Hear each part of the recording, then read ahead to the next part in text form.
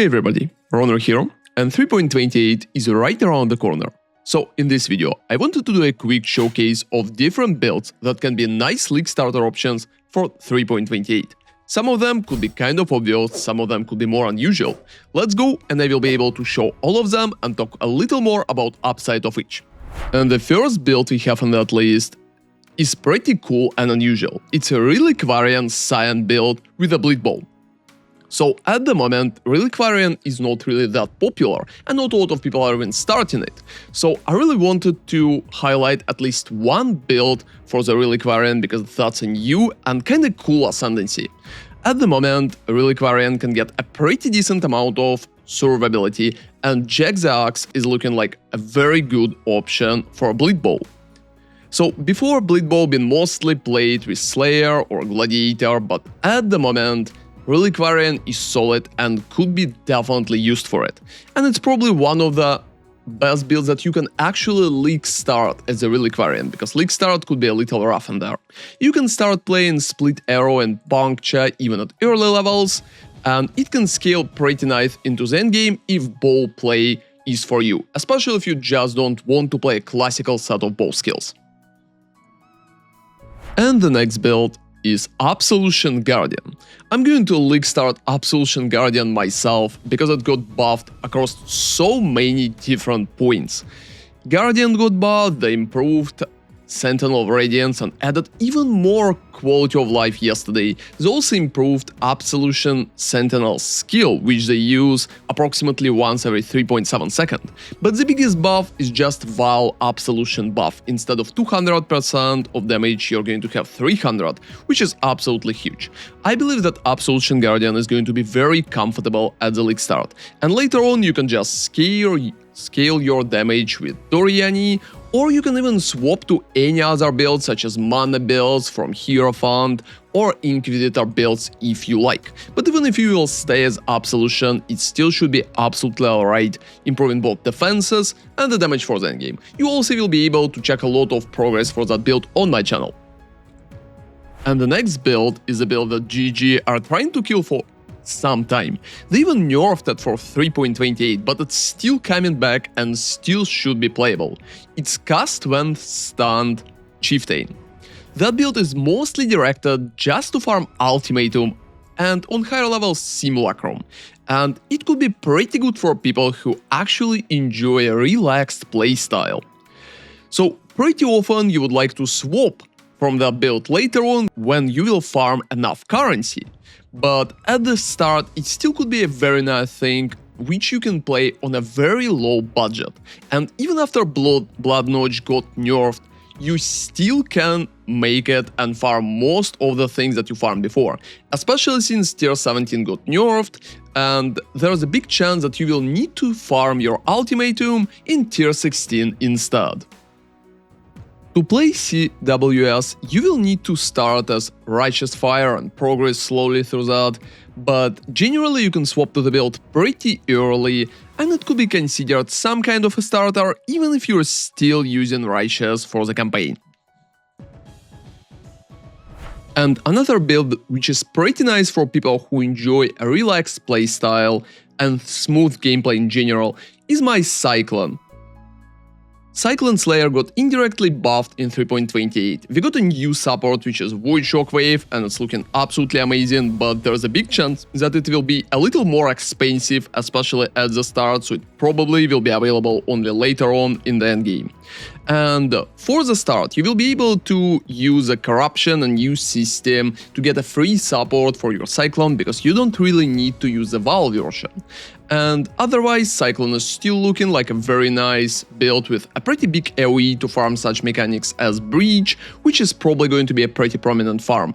So it's still looking very good at 3.28, and Spin to Win is definitely going to be a solid option, especially for melee. And the next build in the list is probably going to be one of the most popular builds in the meta. It's Kinetic Fusillade Totems, Hierophant, and it's working out pretty good on almost all level of gameplay. For that build, you can just level up with fire skills, so go in Firestorm, and Elemental Weakness, or you can even use Absolution for your campaign progress, swapping to Hierophant later on.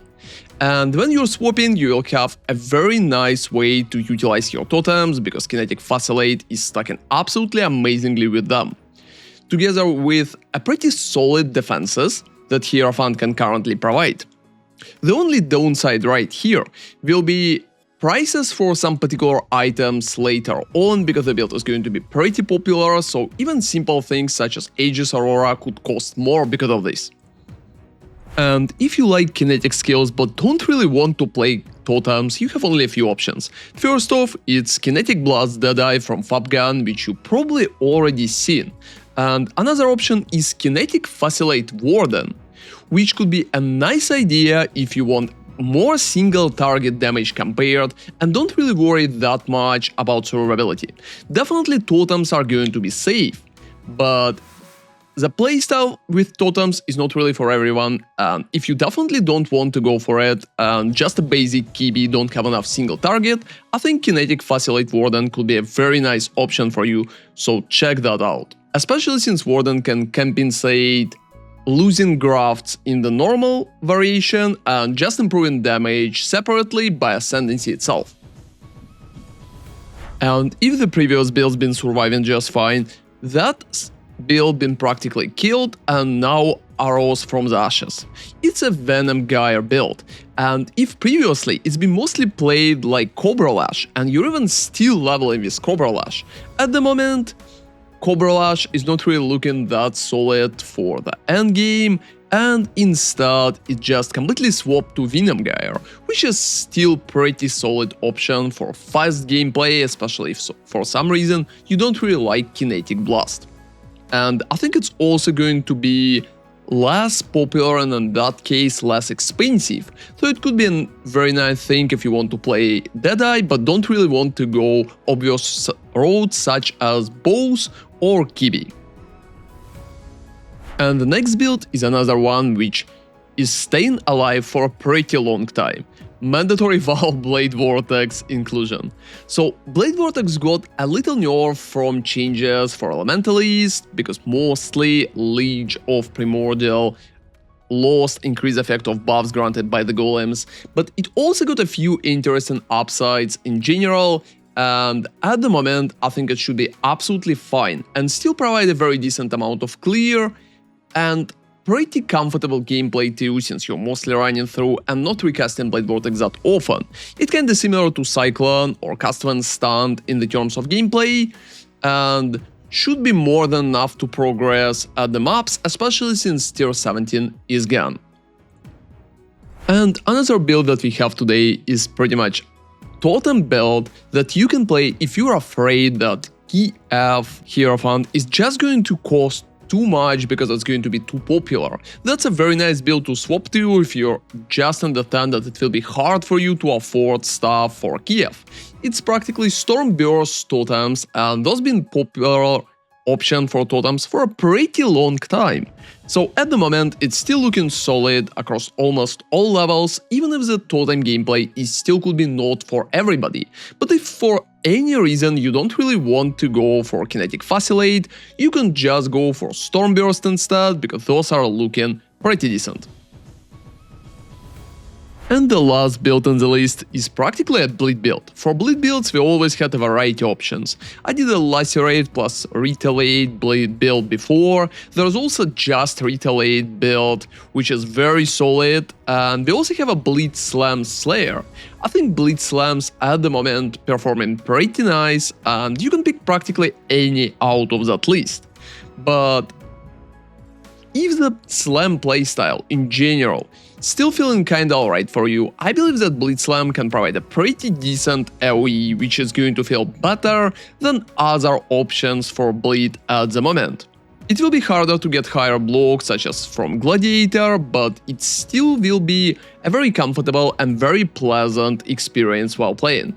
And the progression just from the start of the game should be also very nice, because Thunder is a very strong skill for leveling, and I can definitely say that it's still going to stay like that, at least for some more time.